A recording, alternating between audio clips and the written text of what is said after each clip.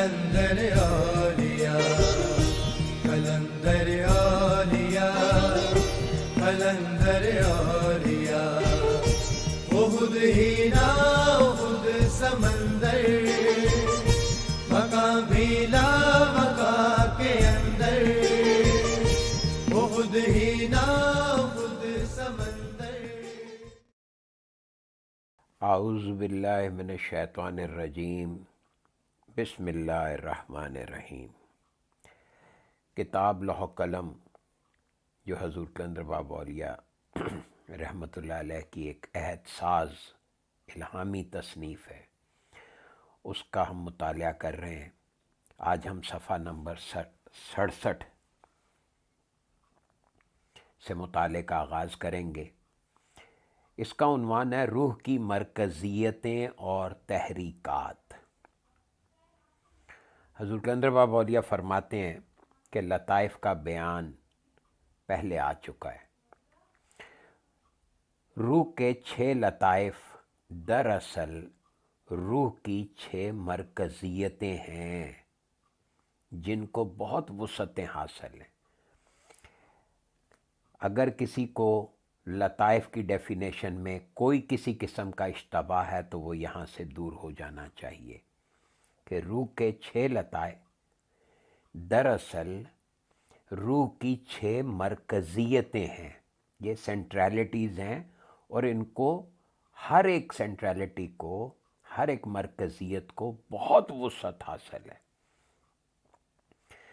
اور یہ جو مرکزیتیں ہیں ان کی حرکات دن رات کے وقفوں میں یکے بعد دیگرے صادر ہوتی رہتی ہیں. یعنی کہ یہ مرکزیتیں ہیں اور ان کی حرکات دن اور رات کے وقفوں میں یکے بعد دیگرے صادر ہوتی رہتی ہیں. 6 لطیفوں میں سے 3 لطیفوں کی حرکت بیداری میں اور باقی 3 لطیفوں کی حرکت نیند میں عمل کرتی ہے. ان لطیفوں کی حرکات کو ہم مندرجہ ذیل حصوں میں تقسیم کر سکتے ہیں. یعنی یہ بات کلیئر ہو گئی کہ 6 لطیفے ہیں اور 3 لطیفوں کی حرکات بیداری میں ہوتی ہیں اور 3 لطیفوں کی حرکات نیند کے دوران عمل میں آتی ہیں. اب یہ جو بات ہے کہ یہ ان کے مقامات ہیں تو گویا ہر مقام میں سے یہ جو 6 کے 6 مقامات ہیں ان میں سے 3 جو ہیں وہ باری باری دن کے وقت اور باقی 3 باری باری رات کے وقت حرکت میں آتے ہیں. یہ اصل میں کیا ہیں؟ یہ حصے جو ہیں یہ بیداری یا نیند کے وقفے ہیں. یعنی پہلے تو ان کے 2 حصے ہو گئے، ان کے 2 حصے ہو گئے، بیداری اور نیند. پھر بیداری کے وقفوں میں پہلے 3 حصے ہیں، پھر دوسرے نیند کے بھی 3 حصے ہیں. بیداری کے وقفوں میں سب سے پہلا وقفہ وہ ہے جب انسان سو کر اٹھتا ہے. جب آپ بیدار ہوتے ہیں تو اس کے اوپر نیم بیداری کی حالت طاری ہوتی ہے. اس وقفے میں لطیفہ نفسی حرکت کرتا ہے اور اس کی وسعتوں میں جس قدر فکر و عمل کی طرزیں ہیں وہ سب یکجا دور کرنے لگتی ہیں. یعنی جب ہماری آنکھ کھلتی ہے تو وہ جو نیم بیداری کی حالت ہوتی ہے وہ اصل میں لطیفہ نفسی کی حرکت ہے. اور فکر و عمل کی جتنی بھی طرزیں ہیں ہماری وہ سب یکجا طور پہ یعنی ایک ساتھ دور کرنے لگتی ہیں. دوسرا وقفہ اس وقت شروع ہوتا ہے جب خمار اتر چکتا ہے اور پوری بیداری کی حالت ہو جاتی ہے. اس وقفے میں لطیفہ قلبی کی تمام صلاحیتیں اپنی وسعتوں میں جنبش کرتی ہیں. اس وقفے میں لطیفہ قلبی کی تمام صلاحیتیں اپنی وسعتوں کے ساتھ جنبش کرتی ہیں، یعنی حرکت میں رہتی ہیں. یہ وقفہ متوازن طور پہ کلفت و سرور کی حالت پر مشتمل ہوتا ہے.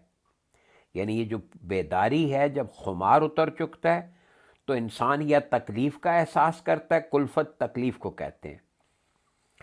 اسی سے کلفت سے ہی لفظ کلف ہے، اور اسی سے لفظ مکلف ہونا ہے، اور اسی سے لفظ تکلیف ہے. تو یہ وقفہ متوازن طور پہ تکلیف اور سرور یعنی خوشی اور تکلیف کے احساسات پہ مشتمل ہوتا ہے. اس وقفے میں کلفت و سرور کے احساسات متوازن ہوتے ہیں، یا کبھی کلفت کا احساس بڑھ جاتا ہے، یعنی تکلیف کا احساس جو ہے وہ ذرا زیادہ فیل ہوتا ہے ہمیں. پھر بیداری کا تیسرا وقفہ خوشی، وجدان اور سرور کی قوت کے غالب ہونے کا دور ہے. اس وقفے میں مسلسل لطیفہ روحی کی حرکت قائم رہتی ہے. یعنی جب آپ بیداری کے بعد دوبارہ گویا ایک دوپہر کے بعد کی کیفیت میں داخل ہو جاتے ہیں، تو اس میں پھر خوشی، وجدان اور سرور کی قوت کے غالب ہونے کا دور ہے. اس میں پھر یہ دور غالب ہو جاتا ہے. تو اس وقفے میں لطیفہ روحی کی حرکت مسلسل کام کرتی رہتی ہے. تو بیداری کے ان 3 وقفوں کے بعد یا لطائف کی ان 3 حرکتوں کے بعد نیند کا پہلا وقفہ شروع ہوتا ہے، جس کو غنودگی کہتے ہیں. اس حالت میں لطیفہ سری حرکت میں آ جاتا ہے. نیند کی دوسری حالت، جسے ہلکی نیند کہنا چاہیے، یہ لطیفہ خفی کی حرکت کا وقفہ ہوتی ہے. اور نیند کی تیسری حالت، جب نیند پوری طرح گہری ہو جاتی ہے تو لطیفہ اخفا کی تحریکات صادر ہوتی ہیں. اب یہاں سے یہ دیکھیں، تیسری حالت یعنی نیند پوری طرح جب گہری ہو جاتی ہے تو اسی حالت کے جاننے کو کشف المنام کہا گیا تھا. وہاں پہ کشف الجو، کشف اللاحقہ اور پھر کشف المنام. تو یہ جو نیند کی گہری حالت جو ہے، تیسری حالت، یہ ہے کشف المنام کی. ان تمام حالتوں کے آغاز میں انسان پر اب ایک اور نقطے کی بات یہ ہے کہ جب ایک حالت سے دوسری حالت شروع ہوتی ہے تو درمیان میں ایک سکوت، ایک وقفہ ضرور آتا ہے. مثلا جب کوئی شخص سو کر اٹھتا ہے تو آنکھیں کھولنے کے بعد چند لمحے قطعی سکوت کے ہوتے ہیں، اور جب حواس کو رفتہ رفتہ بیدار ہونے کا موقع ملتا ہے تو ابتدائی طور پر حواس میں کچھ نہ کچھ سکوت ضرور ہوتا ہے، یعنی ٹھہراؤ سا ہوتا ہے، ساکن ہو جاتے ہیں وہ. پھر اسی طرح وجدانی حالت شروع ہونے سے پہلے انسان کی طبیعت چند لمحوں کے لیے ساکت ضرور ہوتی ہے. جس طرح تینوں بیداری کی حالتیں ابتدائی چند لمحات کے سکوت سے شروع ہوتی ہیں، اسی طرح غنودگی شروع ہونے کے وقت پہلے حواس پر بہت ہلکا سا سکوت طاری ہوتا ہے، اور چند لمحے گزر جانے کے بعد حواس کا یہ سکوت بوجھل ہو کر غنودگی کی صورت اختیار کر لیتا ہے. اس کے بعد ابتدائی نیند کے چند ساکت لمحات سے ہلکی نیند کی شروعات ہوتی ہے، اور پھر گہری نیند کی ساکت لہریں یعنی وہی سکوت والی لہریں ذرا سی دیر کے لیے انسانی جسم پر غلبہ حاصل کر لیتی ہیں، جو بعد میں گہری نیند بن جاتا ہے. اب یہ تعارف کرا دیا لطائف کی حرکات کا اور ان کے وقفوں کا، بتا دیا کہ کس طرح بیداری سے بات شروع ہوتی ہے. 3 لطائف کی حرکات بیداری میں اور 3 لطائف کی حرکات نیند میں ہوتی ہیں. اب ہم ہر لطیفے کی حرکت اور حرکت سے متعلق حالت کو مختصراً بیان کریں گے. جیسا کہ میں نے عرض کیا تھا ایک دفعہ کہ یہ ہیومن سٹرکچر جو ہے، جو اس کی فارمیشن ہے، اس مشین کی پوری ساخت جو ہے اس کو واضح کیا جا رہا ہے، اور جس طرح سے حضور قلندر بابا اولیاء نے واضح کیا ہے، اس سے پیشتر کسی نے اس شرح و بست کے ساتھ اور اس ترتیب کے ساتھ اور اس حسن ترتیب کے ساتھ کہیں نہیں بیان کیا۔ اس میں تینوں درجوں کا بیان ساتھ ساتھ چلتا ہے، جسم کا بھی، ذہن کا بھی اور روح کا بھی۔ تو یہ دیکھیے کہ یہاں پہ روح کے تینوں 6 مرکزیتیں جو ہیں ان کا بیان آ رہا ہے۔ لطائف کی وقفوں کی تکرار بتا دی کہ لطائف کس طرح سے یکے بعد دیگرے حرکت میں آتے ہیں، اور اب ہم ہر لطیفے کی حرکت اور حرکت سے متعلق حالت کو اختصار سے بیان فرمائیں گے۔ لطیفہ نفسی کی حرکت، جب نیند سے آنکھ کھلتی ہے تو سب سے پہلی حرکت پلک جھپکنے کی ہوتی ہے۔ دیکھیں، پہلی حرکت جب آدمی بیدار ہوتا ہے تو وہ پہلی حرکت اس کی آنکھ جھپکتی ہے۔ پلک کا جھپکنا یہ عمل باصرہ، اب باصرہ نگاہ کو یعنی دیکھنے کی طاقت، بصارت، باصرہ کہتے ہیں، بصر سے ہے لفظ، باصرہ دیکھنے کی طاقت یعنی نگاہ کو حرکت دیتا ہے۔ اب پلک جھپکنے کا عمل باصرہ کو حرکت دیتا ہے۔ باصرہ یا نگاہ ایسی حالت ہے، اب دیکھیے یہ چیز نہیں ہے، یہ حالت ہے، ظاہر ہے پیچھے بتا چکے ہیں کہ یہ علم کی حالت ہے۔ تو باصرہ یا نگاہ ایسی حالت ہے جو کسی چیز سے واقف ہونے کی تصدیق کرتی ہے۔ نگاہ کا اصل رول یہ ہے کہ جو علم ہمیں حاصل ہے اس کی تصدیق کی جاتی ہے،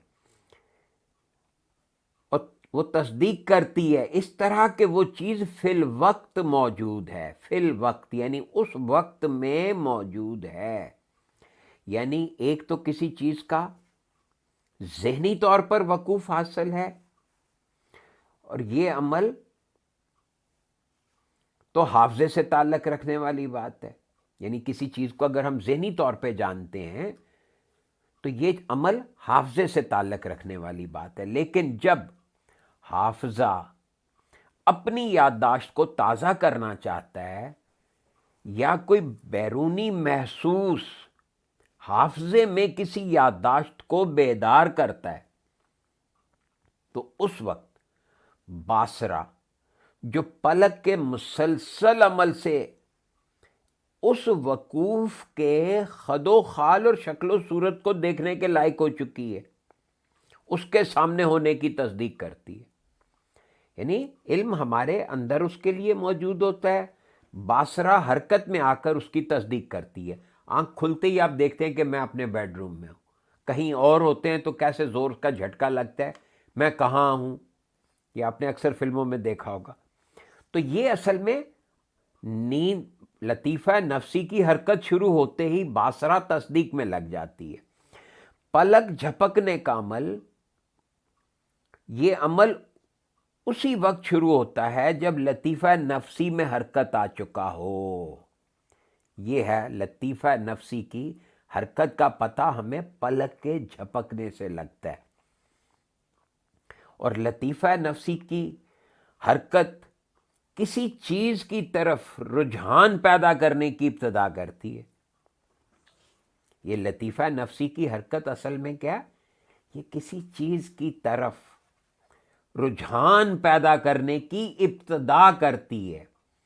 لطیفہ نفسی کے متحرک ہونے پر انسان کی لطیف حس یعنی نگاہ رجحان طبیعت کی ابتدا کرتی ہے۔ آنکھ کھلتے ہی لاشعوری طور پر انسان کی یہ خواہش ہوتی ہے کہ وہ سمجھے کہ ارد گرد میں کیا چیزیں موجود ہیں اور ماحول میں کس قسم کے خد و خال پائے جاتے ہیں۔ وہ ان سب کی معلومات چاہتا ہے، اور معلومات اس طرح کی جو مصدقہ ہوں یعنی تصدیق شدہ ہوں، بغیر اس کے کہ جب تک انسان کے اپنے احساسات میں سے کوئی حس موجود چیزوں کی تصدیق کرنے والی نہ ہو وہ مطمئن نہیں ہوتا۔ چنانچہ سب سے پہلے اس کی نگاہ یہ کام انجام دیتی ہے۔ آنکھیں بند ہونے کی صورت میں نگاہ کا کام معطل تھا، پلک جھپکنے سے وہ تعطل ختم ہو گیا اور بصارت کام کرنے لگی۔ یہاں سے اس ساری بات کو سنا کر حضور کلندر بابا یہ ایک قانون بتا رہے ہیں کہ قانون یہ ہے کہ تخلیط کے قوانین میں سے ایک قانون یہ ہے، تخلیط خلط ملط ہونا، مکس اپ کر کے چیزیں بنانا، چیزوں کو ملا کر کوئی چیز بنانا، اسے تخلیط کہتے ہیں۔ تو چیزوں کو ملا کر بنانے کے جو تخلیط کا عمل ہے، کمبینیشنز اور مکسنگ جو ہے، ان کو تخلیط کہتے ہیں۔ تو اس کے قوانین میں سے قانون یہ ہے کہ جب تک آنکھ کے پردے حرکت نہ کریں اور آنکھ کے ڈیلوں پر ضرب نہ لگے تو آنکھ کے اعصاب کام نہیں کرتے۔ آنکھ کے اعصاب کے کام کرنے کا یہ راز حضور کلندر بابا اولیاء نے بتایا کہ یہ جو پلک جھپکنے کا عمل ہے، دیکھیں اتنی سی حرکت کتنی امپورٹنٹ ہے روحانی طور پہ، لیکن بات ہے کہ کوئی توجہ دلائے اور ہم متوجہ ہو جائیں تبھی نوٹس کریں گے نا۔ تو ان اعصاب کی حصیں اس وقت کام کرتی ہیں جب ان کے اوپر آنکھ کے پردوں کی ضرب پڑتی ہے۔ اصول یہ ہوا کہ بند آنکھیں جیسے ہی کھلتی ہیں، پہلے 2-3 لمحوں کے لیے کھل کر ساکت ہو جاتی ہیں، یعنی 2-3 سیکنڈ کے لیے وہ رک جاتی ہیں، ساکت یعنی کہ حرکت نہیں کرتی۔ تو یہ سکوت لطیفہ اخفا کی حرکت کو ختم کرتا ہے، وہ گہری نیند کی حرکت کو ختم کرتا ہے، جس کے فوراً بعد جیسے ہی لطیفہ نفسی کی مرکزیت کو جنبش ہوتی ہے تو میلان، رجحان یا خواہش کی شروعات ہو جاتی ہے۔ یہ سارے میلانات، رجحانات یا خواہشات کی شروعات لطیفہ نفسی سے ہوتی ہے۔ اور مثلا جاگنے والا اپنے گرد و پیش کو جاننا چاہتا ہے، یہ چاہتا ہے، جو چاہت ہے جاننے کی، یہ میلان بھی ہے، رجحان بھی ہے اور خواہش بھی ہے۔ اب دیکھیے میلانات اور رجحانات یا خواہشات کو کتنا گہرا سٹڈی کروا دیا انہوں نے ایک جملہ کہہ کے کہ لطیفہ نفسی کی حرکات کی شروعات کا نام ہے یہ، اور اپنے ماحول کو سمجھنے کی طرف مائل ہوتا ہے۔ یہ لطیفہ نفسی کی پہلی حرکت ہے۔ اب اس میلان یا خواہش کے بعد اور خواہشات مسلسل اور یکے بعد دیگرے پیدا ہو جاتی ہیں اور ہوتی چلی جاتی ہیں۔ جب تک لطیفہ نفسی کی حرکت بند نہ ہو یہ سلسلہ جاری رہتا ہے۔ اور بصارت کی طرح جسم انسانی کی تمام حصیں پیدا شدہ خواہشات کی تائید، تصدیق اور تکمیل میں لگی رہتی ہیں۔ اگر لطیفہ نفسی کی روشنی کسی طرف میلان کرتی ہے تو انسان کے تمام محسوسات اپنے دروازے اسی طرف کھول دیتے ہیں۔ یعنی قانون کیا ہے کہ لطیفہ نفسی کی روشنی جس طرف بھی میلان کرتی ہے، یعنی اس کا بہاؤ جس طرف ہوتا ہے، تو تمام محسوسات اپنے دروازے پھر اسی طرف کھول دیتے ہیں۔ حسیات میں سب سے زیادہ لطیف حصہ بصارت ہے، جو سب سے پہلے لطیفہ نفسی کی روشنی سے متاثر ہوتی ہے، اور یہ روشنی انسان کو ابتداً یعنی شروع میں عالم خیال سے روشناس کراتی ہے۔ یعنی یہ روشنی جو بصارت کو حرکت دیتی ہے، یہ ابتدائی طور پہ انسان کو خیال سے روشناس کراتی ہے۔ اس عالم میں ذہن 2 قسم کے تصورات پیش کرتا ہے۔ ایک قسم وہ ہے جو معنوی تصورات پر مشتمل ہوتی ہے، اور دوسری قسم تصویری تصورات ہوتے ہیں۔ معنوی تصورات سے مراد یہ نہیں ہے کہ ذہن انسانی میں کوئی معنی بغیر خد و خال یا شکل و صورت کے آ سکتے ہیں۔ معنی کی نوعیت چاہے وہ کتنی ہی لطیف ہو، شکل و صورت اور خد و خال پر مبنی ہوتی ہے۔ یعنی انسان کے ذہن میں جو پہلا خیال آتا ہے اس کی دو قسمیں ہیں، دو قسم کے وہ تصورات بنتے ہیں، ایک معنوی تصورات اور ایک تصویری تصورات۔ معنوی تصورات سے مراد ہے جیسے آپ نے لفظ نیکی سنا تو نیکی کے معنی ذہن میں آئیں گے، لیکن اگر آپ نے لفظ عام کا خیال آیا تو اس کی تصویری شکل و صورت آئے گی۔ تو معنی کی نوعیت چاہے وہ کتنی ہی لطیف ہو، ہوتی اس کی بھی شکل و صورت اور خد و خال ہوتے ہیں اس میں بھی۔ پہلے پہل جب قوت باصرہ حرکت کرتی ہے تو نگاہ خارج کی چیزوں کو داخل میں اور داخل کی چیزوں کو خارج میں دیکھتی ہے۔ یہ بڑا نقطے کی بات ہے، قانون کی بات ہے۔ جب پہلے پہل باصرہ حرکت کرتی ہے تو اس کے دو صورتیں ہیں کہ وہ باہر جو چیزیں موجود ہیں اس کو اپنے اندر دیکھ رہی ہے، اور بعض اوقات وہ جو باطن میں خیال ہوتے ہیں ان کو باہر دیکھ رہی ہے۔ مثلا آنکھ کھلتے ہی اس کے ذہن میں ہے کہ کہیں کوئی چور نہ آ جائے تو اس کو باہر دور پڑا ہوا گملہ جو ہے وہ بھی چور کا سر دیکھ رہا ہوتا ہے، یعنی کہ وہ اندر کی چیز کو باہر دیکھ رہا ہے حالانکہ باہر کچھ بھی نہیں ہے۔ تو یہ جب قوت باصرہ حرکت کرتی ہے تو گویا وہ خیال کے زیر اثر حرکت کرتی ہے، تو وہ جو خیال ہے وہ چیزوں کو خارج کی چیزوں کو داخل میں اور داخل کی چیزوں کو خارج میں دکھاتا ہے۔ اب اس مطلب کی وضاحت کے لیے آئینے کی مثال دی جا سکتی ہے۔ اب آئینے کی مثال کیا ہے؟ آئینے کی مثال کی ایک طرز ہم پہلے بیان کر چکے ہیں، اور دوسری طرز یہ ہے کہ آئینہ دیکھنے والی نگاہ کو خیرہ کر دیتا ہے، یعنی چکا چوند کر دیتا ہے یا اس کو اپنی گرفت میں لے لیتا ہے، اور اس کی تمثیل کو جو اس کے سامنے ہے نگاہ پر منکشف کر دیتا ہے۔ یعنی اس کے اندر جو تمثیل ہے، مثال سے لفظ ہے، مثل سے، یعنی جس چیز کا ریفلیکشن جو چیز اس کے سامنے ہے اس کا ریفلیکشن وہ نگاہ پر منکشف کر دیتا ہے یا ظاہر کر دیتا ہے۔ اب یہ دیکھنا وہ دیکھنا ہے جو داخل سے خارج میں آ کر منظر کی شکل اختیار کر لیتا ہے۔ اس کے برعکس جب دیکھنے کا عمل خارج سے داخل میں ہوتا ہے تو کوئی مہیج نگاہ کے سامنے آ کر خود نگاہ کو آئینے کی حیثیت قرار دیتا ہے۔ کوئی مہیج، انگریزی میں سے سٹیمولس کہتے ہیں، سٹیمولی، یعنی کوئی چیز جو کسی چیز کو تحریک دے۔ تو کوئی مہیج یعنی کوئی سٹیمولس جو ہے وہ نگاہ کو سٹیمولیٹ کرتا ہے، اور وہ سٹیمولس جو ہے وہ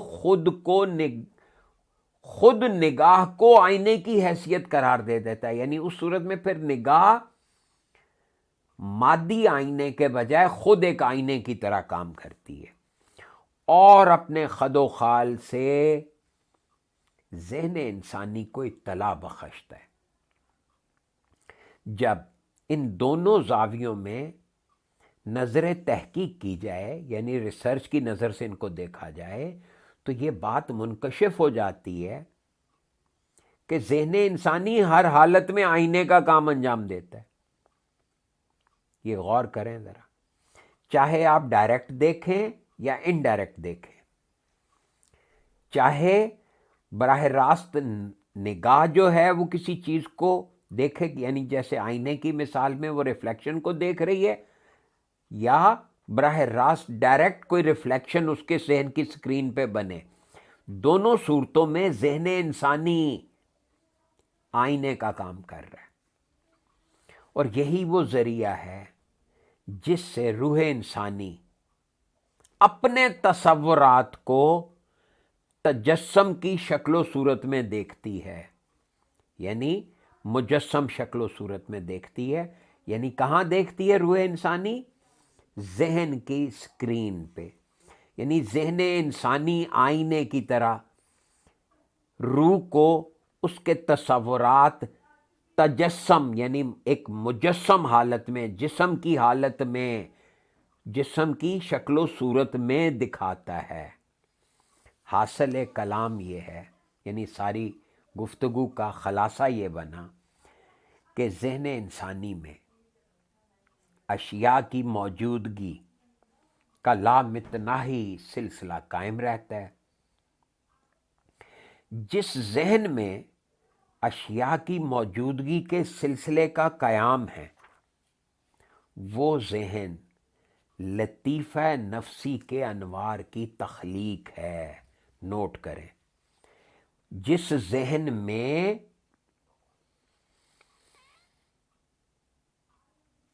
اشیاء کی موجودگی کے سلسلے کا قیام ہے، وہ ذہن لطیفہ نفسی کے انوار کی تخلیق ہے.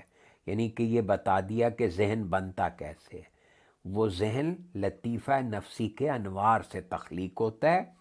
دوسرے الفاظ میں یوں کہہ سکتے ہیں کہ لطیفہ نفسی کی روشنیاں اپنی وسعتوں کے لحاظ سے لامتناہی حدوں تک پھیلی ہوئی ہیں.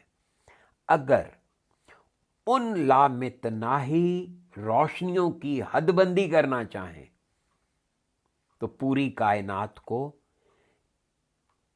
ان لامحدود روشنیوں میں مقید تسلیم کرنا پڑے گا. یعنی پوری کائنات ان لامحدود ایسی روشنیاں جن کی کوئی حدیں ہی نہیں ہیں، اس کے اندر کائنات قید میں ہے. یہ روشنیاں موجودات کی ہر ایک چیز کا احاطہ کرتی ہیں، اور ان کے احاطے سے باہر کسی وہم، خیال یا تصور کا نکل جانا ممکن نہیں. تصوف کی زبان میں روشنیوں کے اس دائرے کو جویہ